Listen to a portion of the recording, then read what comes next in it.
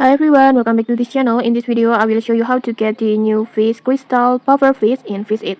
First, you need to go to crystal tab, and then if you don't know how to get this area, you can click the link in the descriptions to watch the full tutorial. And then after that, the crystal puffer fish is an epic rarity fish. This one, it's a epic fish, so make sure you are using a mid to higher tier route. I recommend using something like a minimum hazmat rod or better. And for the bait, just use curve bait or singularity bait like this.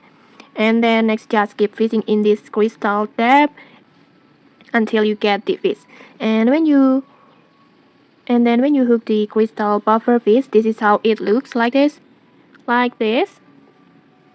It has a dark blue color and a round pufferfish body like it. It's so cute.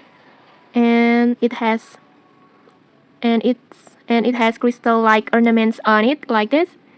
I think it's so cool but also cute. And okay, that's it. If this helped you, don't forget to like, comment, and subscribe for more tutorials. Thanks for watching and see you.